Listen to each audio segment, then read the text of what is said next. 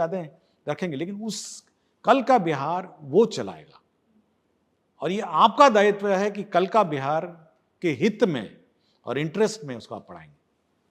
AI का ज़माना है और टेक्नोलॉजी भी काफ़ी एडवांस हो गई है। टेक्नोलॉजिकल स्टडी को आप कैसे देखते हैं मैं और चाहता हूँ, सुधार की ज़रूरत है? मैं कोशिश कर रहा हूँ कि हुँ, टेक्नोलॉजी एंटर करे शिक्षा में। अटल टिंकरिंग लैब हम लोगों ने बनाया है, माइक्रो कंट्रोलर बेस्ड रोबोटिक्स पढ़ाते हैं। रोबोटिक्स लैब हम लोगों ने विभिन्न जगहों में लगाया है। और ये हम लोग वीआर वर्चुअल रियलिटी लैब्स भी अब स्थापित करने वाले हैं। अभी हम लोगों ने recently Bankipur girls high school में लड़कियों के बीच में वर्चुअल रियलिटी लैब को टेस्ट किया कि कैसे रिस्पॉन्ड करती हैं, तो बच्चों में काफ़ी उत्साह था। बहुत महंगा रहता है, लेकिन एक शुरुआत ज़रूर हम लोग वर्चुअल रियलिटी लैब से करेंगे कि भाई किसी तरह ये लैब शुरू हो जाए। टेक्नोलॉजिकल इन्वेस्टमेंट की अगर बात की जाए तो क्या कोई ऐसा इंस्टीट्यूशन सरकार बनाना चाह रही है? क्योंकि जैसे आईआईटीज़ हैं सेंट्रल लेवल पे, बिहार के लेवल पे होगा तो बच्चे फिर आईआईटीज़ के लिए या फिर बहुत ज़्यादा मारा-मारी नहीं होगी। देखिए, हमारा है कि आईआईटी जो है, हमारे लैब्स को टेक ओवर कर लिए हैं बहुत सारे। आईआईटी पटना ने बहुत सारे लैब्स टेक ओवर किए हैं, और हम और रिक्वेस्ट करेंगे और सारे लैब्स टेक ओवर करें। और हम चाहते हैं कि labs state of the art रहे हैं। बच्चों जब इस स्कूलों और स्कूल से निकलें तो टेक्नोलॉजी वाइज पिछड़ नहीं जाए, ये हम लोग की इच्छा है। और इस बार लैब पर हम लोग का बहुत फोकस है, और बिना लैब के और बिना लैब वर्क के बच्चे पास आउट ना हो, ये हमारी कोशिश है कि नहीं, किसी भी हालत में लैब होना चाहिए। शिक्षा व्यवस्था में इनोवेशन की कितनी ज़रूरत है? क्योंकि जब भी हम आपको देखते हैं, सिद्धार्थ सर को देखते हैं, तो इनोवेशन इस मायने में हमें समझ आता है कि आपने कम्युनिकेशन स्किल को चेंज किया ताकि ग्रास रूट लेवल पे पहुँचा जा सके। आपने हम बोलना शुरू किया मैं की जगह पर, तमाम कोशिशें आपने की जिससे लोगों से कनेक्ट हो पाएँ, बीच का माध्यम ना अपनाना पड़े। तो आपको लगता है कि इनोवेशन की बहुत ज़रूरत है और कैसे इसको आगे बढ़ा रहे हैं, देखिए, इनोवेटिव स्टडी को? जिस शिक्षा व्यवस्था से 1960-70 में हम पढ़ाते थे, हुँ, उस व्यवस्था से अब नहीं पढ़ा सकते, हुँ, क्योंकि जनरेशन बदल गई है ना। अब तो क्या एक्स जनरेशन है, जी जनरेशन कुछ बोलते हैं, हुँ, जेन ज़ी बोलते हैं। जेन सी बोलते अल्फ़ा हैं। भी आ गया सर अब तो। हाँ, अब अल्फा भी आ गया। हम मुझे तो समझ में नहीं आता है, अब हम भी इस व्यवस्था में काफ़ी बुजुर्ग हो गए हैं, तो ये दूसरी जनरेशन को पढ़ा रहे हैं। तो उस जनरेशन का आप हमारी जनरेशन की स्टाइल से नहीं पढ़ा सकते हैं कि हेडमास्टर साहब खड़े हो गए, हेडमिस्ट्रेस खड़ी हो गई हैं और ब्लैक बोर्ड में पढ़ा रही हैं।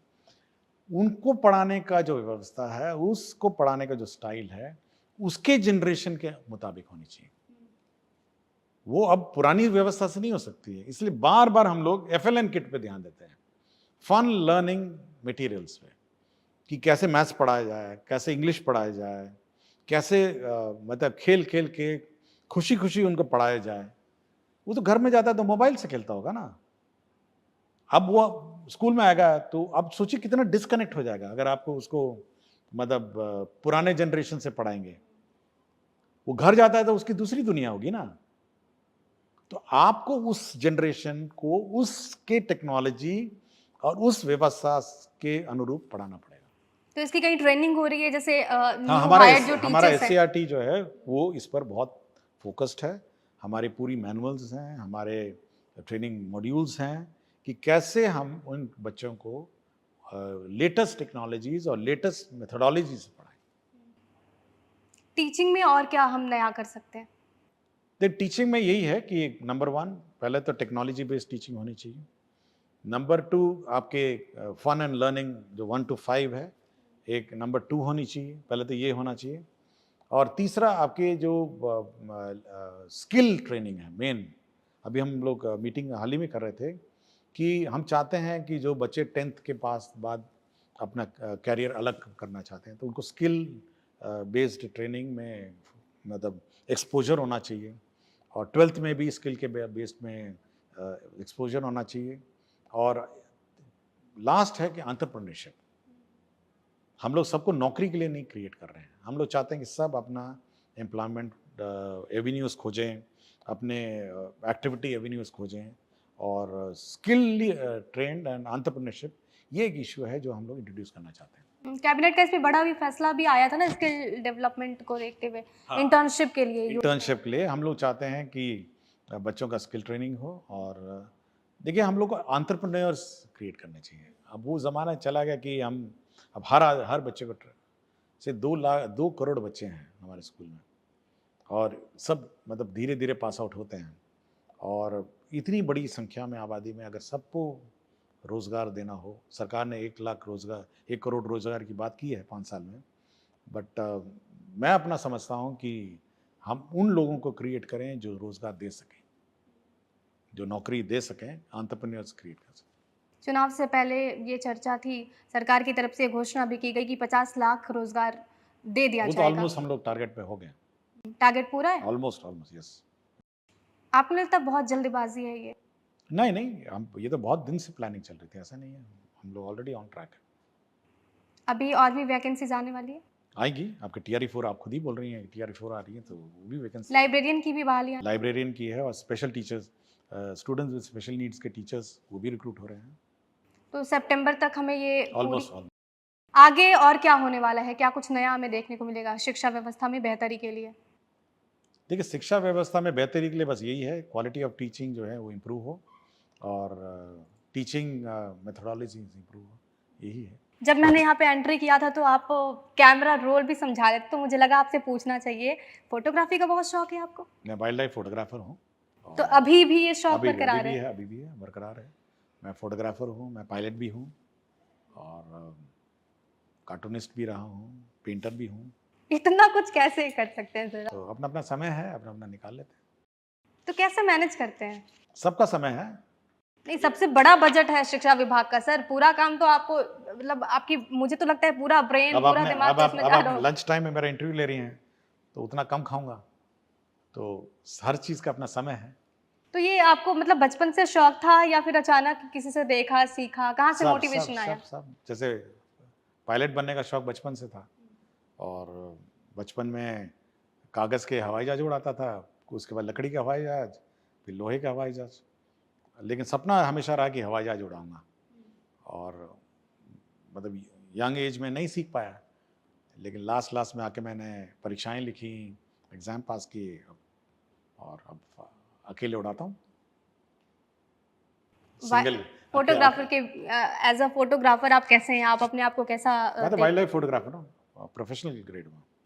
तो उसमें क्या क्या बारीकी का ध्यान देते हैं आप? क्योंकि जंगल में जा रहे हैं, जानवर हैं आपके सामने, डर नहीं लगता आपको? सबसे पहले वाइल्ड लाइफ फोटोग्राफर और अन्य फोटोग्राफर में बहुत अंतर है।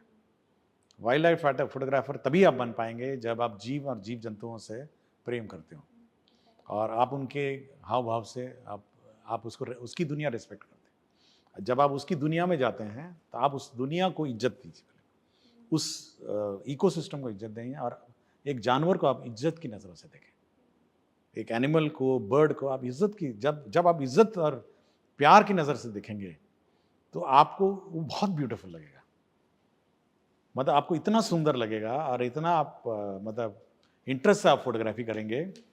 और बहुत सारे फोटोग्राफ मैं देखता हूँ कि वो सोचते हैं कि कैमरा है, लेंस है, फ्लैश है, क्लिक मार देते हैं। नो, जब तक आप उस इकोसिस्टम को समझेंगे नहीं, जैसे कैमरामैन है यहाँ पे, यहीं पे अगर उस कैमरामैन को ये नहीं पता कि वो किसका इंटरव्यू ले रहा है और किस परिस्थिति में और कहाँ इंटरव्यू ले रहा है, तो बहुत पुअर फोटो आएगा, बहुत ही खराब आएगा। लेकिन जब आप उस इकोसिस्टम को समझेंगे, उस जानवर को, जब जाता हूँ तो पहले स्टडी करके जाता हूँ, इस बर्ड की बिहेवियर क्या है, इस जानवर की बिहेवियर क्या है, मैं बहुत कुछ समझता हूँ। जैसे हवाई जहाज उड़ाता हूँ तो कभी कभी पहले देखता हूँ कि भाई अगर हम सामने हवाई पंछी आया तो ऊपर जाना है या नीचे जाना है, ये भी मुझे पता होना चाहिए ना। वो बर्ड कैसे उड़ता है, अगर उसको थ्रेट सामने दिखेगा, हवाई जहाज उड़ते हुए जा रहा है, तो उस बर्ड को तो आप कुछ नहीं कर पाएंगे ना, या तो आप नीचे जाइए, ऊपर जाइए, और अगर नई निर्णय लें तो सीधा बर्ड के अंदर जाएंगे। तो एवरीथिंग आप अकेले नहीं है इस दुनिया में, पूरा आपका इकोसिस्टम है, बर्ड्स है, एनिमल्स है, तो ये सबको समझना चाहिए, बैठ के समझ के, और उनकी दुनिया को इज्जत करनी चाहिए। Please respect there world. करते हैं तो हम आपको एक सख्त अधिकारी के तौर पर देखते हैं, कभी एक ऐसे अधिकारी के तौर पर देखते हैं जो सरकार की जो योजनाएं हैं वो आपके सामने अपनी भाषा में प्रेजेंट करते हों, लेकिन जब आप सोते हैं रात में तो पूरे दिन की कार्यशैली को अपनी देखते हैं, क्या दिमाग में आता है? बिहार को लेकर मैं बात कर रही हूँ। देखिए, मैं तो पहले देखता हूँ कि आज दिन भर मैंने क्या किया, बर्बाद किया, टाइम का बर्बाद किया, क्या किया। नहीं, आप ये भी सोचते होंगे कितनों के डांट लगा दी। नहीं,